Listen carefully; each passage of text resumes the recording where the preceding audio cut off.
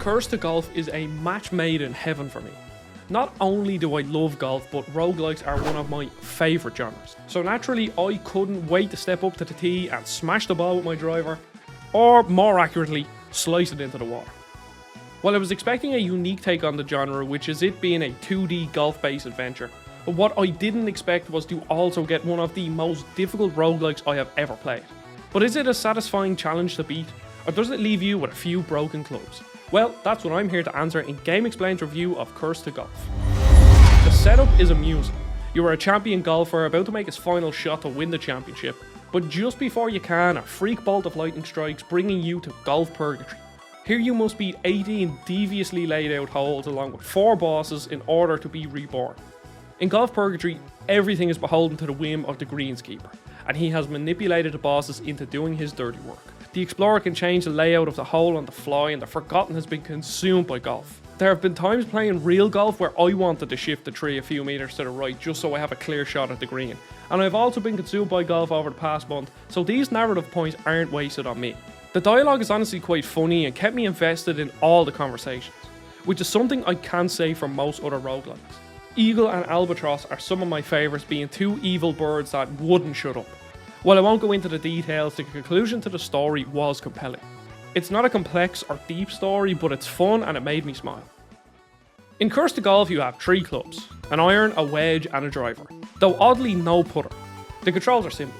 You pick your power, choose where you aim and shoot. You can also easily put back or top spin on the ball too, which came in so handy. The difficulty comes by way of course layouts. The hole progressively becomes more intricate with all manner of obstacles. From spikes, lava and water, to graveyards that swallow your ball. There's so much course to navigate in the later levels that every single one of your shots has to be perfectly planned out.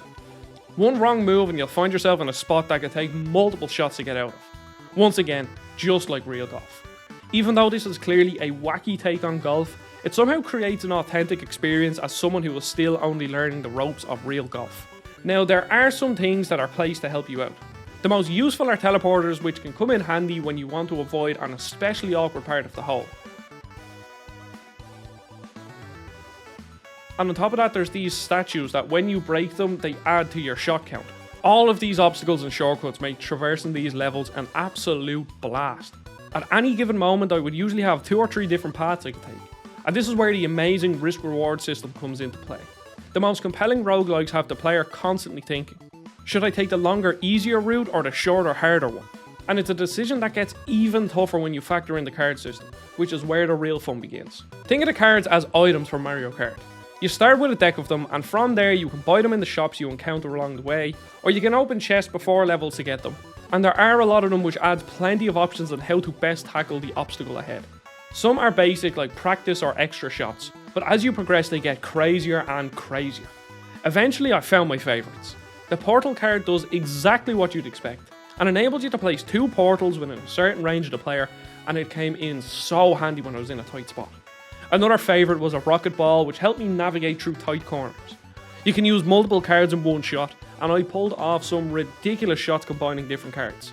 The card system is probably the strongest part of the game, as I loved how it let me meticulously plan my routes based on which cards I had and what they could do, and it felt great when it worked.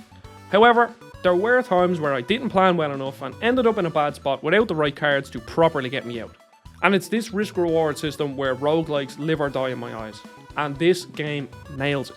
I was always on the lookout for the quickest route through the level, but I also had to weigh up what cards I had at my disposal, and if they were worth using now, or saving them for a future harder level or even a boss. And while we're on the topic, there are only 4 bosses in the game, but they are some of the hardest I've ever faced in a roguelike. These are races where you compete against a boss to be the first to put the ball in the hole. I'm used to fighting some bullet hell monstrosities in the likes of Enter the Gungeon or Binding of Isaac, but I have never had the experience of trying to beat a boss to the hole, all while they're doing everything in their power to cheat. Not only can the bosses hit the ball significantly further, but they also have a gimmick or two that can seriously screw you over. Remember how I said I meticulously planned the best route to the green? Well, the Explorer doesn't care, as she changes the course layout on the fly. Each boss fight felt like an event, not only through the challenge but also by progressing the rather endearing story. Beating a boss unlocked a new skill that would carry on through other runs. One gave you an extra 5 shots 1 time per hole if your shot counter drops to 0, and another unlocked the extremely useful placeable checkpoint, which saved me a lot of heartache in the end. As a wacky golf game, Curse to Golf absolutely knocks it out of the park, or onto the fairway in this case, but as a roguelike I was left a little disappointed. The roguelikes are implemented by randomly selecting from a pool of handcrafted levels, random cards and shops, and I was disappointed to see there were few incentives to replay the game after I'd beaten it. There is an online leaderboard so you can play to try reduce your score, but I wasn't compelled to do this. In a roguelike I expect new unlockables after I beat it, maybe some new cards, secret rooms to find, or even a secret boss, and it's a shame that Curse to Golf doesn't offer anything like that. I still had a blast playing through it, but I want to mention this to temper the expectations of seasoned roguelike fans. It's easy to see the Curse to Golf as a charming little game, like the look of concentration on the main character's face, or how he wobbles while on a ledge. And this extends to the UI too, which is simple, effective and flashy without getting in the way. There's also a nice variety in the background of the levels, but where it shines are the animations. Everything from the bobbly animation as I drove the golf cart, to the complex and detailed animations of the bosses.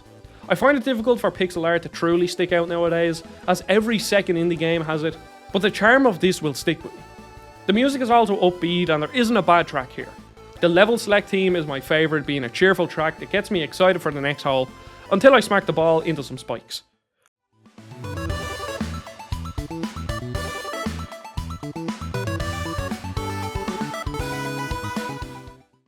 Curse to Golf excels at being an arcadey golf game. The mechanics are easy to understand and mesh well with the crazy levels that offer plenty of variety and challenge. The power-ups and branching paths create an amazing risk-reward loop that had me invested in making every last shot count. But the game falls flat in other roguelike mechanics. Regardless, I had a great time with Curse to Golf, and while I don't see myself going back through it again to improve my score, I still liked it a lot. There we have a review for Curse to Golf. If you're interested in picking it up, I'll leave you with my final scorecard to see if you can beat it. Don't forget to check out the videos on the right, and you may as well subscribe while you're at it. I really appreciate your time, and I'll see you all on the next video.